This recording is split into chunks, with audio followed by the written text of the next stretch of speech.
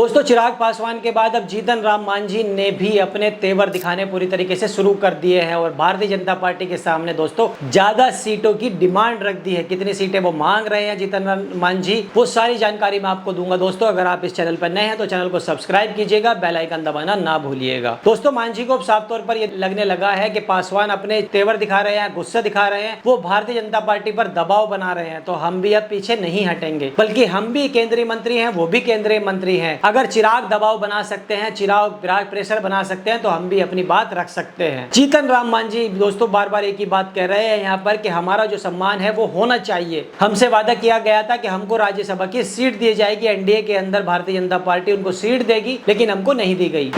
गई। तो हम भी पूर्व मुख्यमंत्री हैं, हम भी केंद्रीय मंत्री हैं और हमारी जाति का भी वोटर है यहाँ पर, तो हमको यहाँ पर सम्मान दिया जाना चाहिए। जो मोटे तौर पर सीट शेयरिंग समझ में आती है दोस्तों, बिहार के अंदर जीतन राम मांझी को दोस्तों 8 से 10 सीटें मिलती हुई यहाँ पर नजर आ रही है कि भारतीय जनता पार्टी उनको इतनी सीटें दे देगी और बाकी तमाम सीटें हैं वो आपस में यहाँ पर बांट लेगी, क्योंकि भारतीय जनता पार्टी 100 सीटों पर चुनाव लड़ना चाहती है और जेडीयू भी 100 सीटों पर चुनाव लड़ना चाहती है। अब दोस्तों ऐसे में जीतन राम मांझी के विपरीत जब दोस्तों चिराग पासवान खड़े हो जाते हैं, जब उनको यहाँ पर देखा जाता है तो वो खुले मन से यहाँ पर ऐलान करते हैं। चिराग पासवान खुले मन से कह रहे थे कि हम 70 सीटों पर चुनाव लड़ेंगे बिहार के अंदर और एनडीए के अंदर 70 सीटें अगर हमको नहीं मिलती हैं तो फिर हम अकेले चुनाव में उतर जाएंगे। तो जीतन राम मांझी ने भी यहाँ पर कह दिया है कि अगर ऐसी बात है तो हम भी अकेले मैदान में उतर जाएंगे और 243 सीटों पर हम अपने प्रत्याशी उतारेंगे। लेकिन दोस्तों फिर जीतन राम मांझी कुछ सोचते हैं, उनकी मीटिंग होती है भारतीय जनता पार्टी के कुछ बड़े नेताओं से, कुछ बातचीत होती है और फिर जीतन राम मांझी कहते हैं कि हम आपको अपनी फाइनल बात बता रहे हैं कि आप हमें 8 से 10 सीटों पर विचार कर रहे हैं, हम इस पर नहीं मानेंगे, हमको कम से कम 20 सीटें चाहिए और 20 सीटों से नीचे ये जो समझौता है ये बिल्कुल भी नहीं हो सकता है। तो जीतन राम मांझी ने दोस्तों एक नए सिरे से नया आंकड़ा भारतीय जनता पार्टी के सामने रख दिया और बता दिया है कि अगर आप उनको इतनी सीटें नहीं दे सकते जितनी सीटें हम मांग रहे हैं तो हमारे लिए जो रास्ता है वो खुला हुआ है, हमारे लिए ऑप्शंस यहाँ पर खुले हुए हैं और क्यों ना हम अकेले जाकर चुनावी दंगल में उतर जाएं। अब दोस्तों सवाल यहाँ पर यह उठता है कि जीतन राम मांझी के अंदर ये जो कॉन्फिडेंस है वो आखिर कहां से आया है, ये ताकत आखिर कहां से आई है। तो जीतन राम मांझी को ये पता है कि चिराग पासवान अगर